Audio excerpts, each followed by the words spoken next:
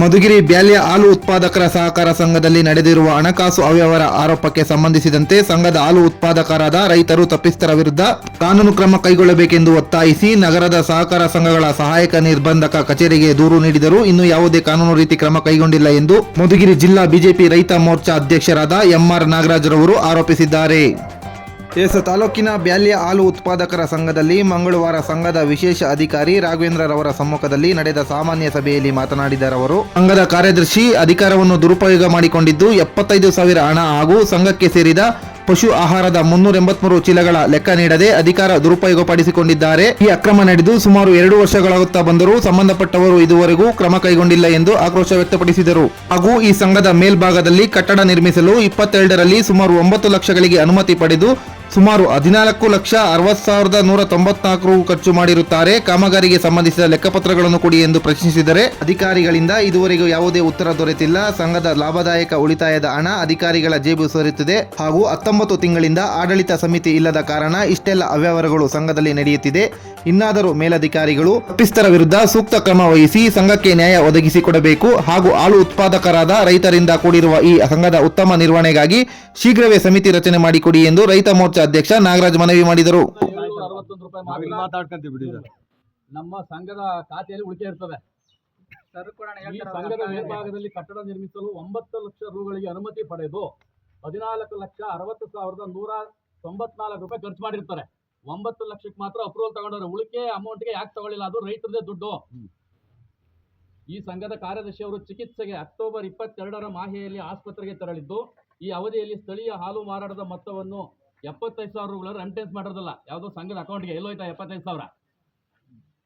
ಈ ಅವಧಿಯಲ್ಲಿ ಸಂಘದ ಪಶು ಆಹಾರ 383 ಚೀಲಗಳು ಇವೆ ಎಂದು ತೋರಿಸ್ತಾರೆ. ಅದೇ ದಾಸ್ತಾನು ಇರೋದಿಲ್ಲ. ಅದೆಲ್ಲೋಯ್ತು? 383 ಚೀಲಕ್ಕೆ ಮೊತ್ತ ಎಷ್ಟಾಯ್ತು? ಇದಕ್ಕೆ ಯಾರು ಹೊಣೆಗಾರರು? ಯಾರಾದ್ರೂ ಇರಲಿ, ಸೆಕ್ರೆಟರಿ ಇರಲಿ, ಇನ್ನೊಬ್ರು ಇರಲಿ, ಅವ್ರ ಮೇಲೆ ಶಿಸ್ತು ಕ್ರಮ ಜರುಗಿಸ್ಬೇಕು ಫಸ್ಟು. ಇದು ಸತ್ಯ, ಇದಾಗಿರೋದು ರಿಪೋರ್ಟ್. ಇದು ಯಾರು ರೈತರು ಮಾಡಿರೋದಲ್ಲ.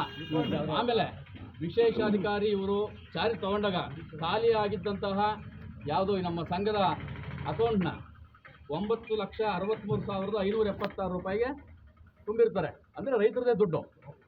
ಅದೆಲ್ಲಿಂದನೂ ಬಂದಿರೋದಲ್ಲ, ಆಕಾಶದಿಂದ ಉದುರಿಲ್ಲ, ನಮ್ಮದೇ ದುಡ್ಡು. ಯಾವ ಸಂಘದ್ದು ಕೊಟ್ಟಿಲ್ಲ, ಯಾವ ಡೈರಿಯರು ಕೊಟ್ಟಿಲ್ಲ. ನಾವೇನು ಹಾಲು ಹಾಕಿದ್ದೀವಿ ಅದರದ್ದೇ ದುಡ್ಡು ಅದು. ಈಗ ಕೊನೆಗೆ 15/6/2024 ಅಂತ್ಯಕ್ಕೆ 13,94,806 ರೂಪಾಯಿ ಬಂದಿದೆ. ಈಗ ಯಾವುದೇ ರೈತರಿಗೆ ಇಲ್ಲಿ ತನಕ ಬಟವಾಡಿ ಸಮಸ್ಯೆ ಆಗಿಲ್ಲ.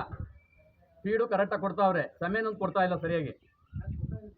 ಕೊಡ್ತಾ ಇದ್ದೀನಿ ಸಮೇನು. ಈಗ ಯಾರು ಸಮೇನ್ ಸಮಸ್ಯೆ ಹೇಳಿದ್ರು, ಸಮೇನ್ ಕೊಡ್ತಿಲ್ಲ ಅಂತ ನಿರ್ಮಲಪರ ಸಮೇನ್ ಕೇಳಿದ್ರು.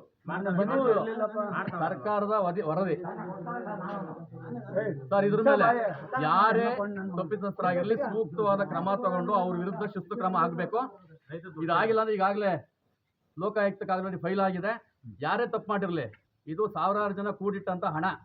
ಇದು ದುರುಪಯೋಗ ಮಾಡಿದರೆ ತಪ್ಪಿತಸ್ಥರ ವಿರುದ್ಧ ಖಂಡಿತ ಕ್ರಮ ಆಗೇ ಆಗುತ್ತೆ. ಇದರಲ್ಲಿ ಯಾವುದೇ ಗೋಲ್ಮಾಲ್ ಮಾಡೋಕ್ಕಾಗಲ್ಲ.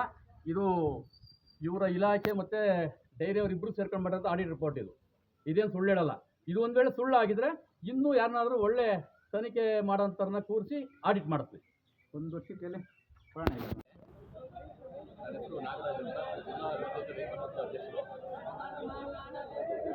ಎಲ್ಲ ಅಧ್ಯಕ್ಷರು ರೈತ ಮೋರ್ಚಾ. ಇದು ಬ್ಯಾಲ್ಯ ಮಧುಗಿರಿ ತಾಲೂಕು ಪೂರ್ವ ಹೋಬಳಿ ಹಾಲು ಉತ್ಪಾದಕ ಸಹಕಾರ ಸಂಘದಲ್ಲಿ ನಡೆಯುವಂತಹ ದೊಡ್ಡ ಮಟ್ಟದ ಭ್ರಷ್ಟಾಚಾರ. ಇಲ್ಲಿ ಈ ಹಿಂದೆ ಇದ್ದಂಥ ಸಮಿತಿ ಭ್ರಷ್ಟಾಚಾರ ಮಾಡುತ್ತೆ ಅಂತೇಳಿ ಎಲ್ಲ ಸೂಪರ್ಸೈಡ್ ಮಾಡ್ತಾರೆ. ಸೂಪರ್ಸೈಡ್ ಮಾಡಿದಾಗ ಕೇವಲ 2,000 ಚಿಲ್ಲರೆ ಅಕೌಂಟಲ್ಲಿ ಉಳಿಸಿದ್ರು. ಇದನ್ನು AR ಆಫೀಸ್ನವರು ಅಧಿಕಾರ ವಹಿಸ್ಕೊಂಡ ಮೇಲೆ ಇದರಲ್ಲಿ ಬಂದಂತಹ ಲಾಭಾಂಶ 9,63,575 ಇರ್ತದೆ. 15/6/2024 ಅಂತ್ಯಕ್ಕೆ 13,94,806 ರೂಪಾಯಿ ಇರ್ತದೆ. ಆದರೆ ಈ ಮಧ್ಯೆ ಕಾರ್ಯದರ್ಶಿಯಿಂದ ಹೊರಗಡೆ ಹೋಗ್ತಾರೆ. ಸ್ಥಳೀಯ ಹಾಲು ಮಾರಾಟದ ಮೊತ್ತ 75,000ನ ಸಂಬಂಧಪಟ್ಟ ನಮ್ಮ ಡೈರಿಯ ಖಾತೆಗೆ ಜಮಾ ಮಾಡಿರೋದಿಲ್ಲ. ಆಮೇಲೆ ಈ ಸಂಘದ ಮೇಲ್ಭಾಗದಲ್ಲಿ ಕಟ್ಟಡ ನಿರ್ಮಿಸಲು 9 ಲಕ್ಷ ರೂಪಾಯಿ ಅನುಮೋದನೆ ಪಡೆದಿರ್ತಾರೆ. ಆದರೆ ಖರ್ಚು ಮಾಡಿರೋದು 14,60,194 ರೂಪಾಯಿ ಆಗಿರ್ತದೆ. ಉಳಿಕೆ ಹಣ ಯಾಕೆ ಖರ್ಚು ಮಾಡಿದ್ರು ಅವರು? ಅನುಮೋದನೆ ಆಗಿದ್ದೆಷ್ಟು, ಉಳಿಕೆ ಖರ್ಚು ಮಾಡಿದ್ದೆಷ್ಟು?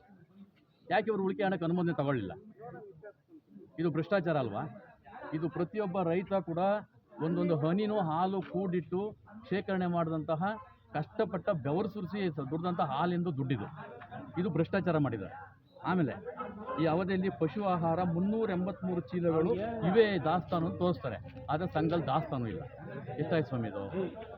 ಎಷ್ಟೋ ಜನ ರೈತರು ಕಷ್ಟಪಟ್ಟು ಹಸು ಮೇಯಿಸಿ ಫೀಡು ಬೂಸ, ಅದ್ರ ಕಷ್ಟ ಹೇಳ್ಕೊಳಕ್ಕಾಗಲ್ಲ. ಹಾಲಿನ ರೇಟ್ ಬೇರೆ ಕಡಿಮೆ ಇದೆ, ಫೀಡು ಬೂಸದ ರೇಟ್ ಜಾಸ್ತಿ ಇದೆ. ಹಿಂಗಾದಾಗ ರೈತರು ಬದುಕೋದು ಹೇಗೆ?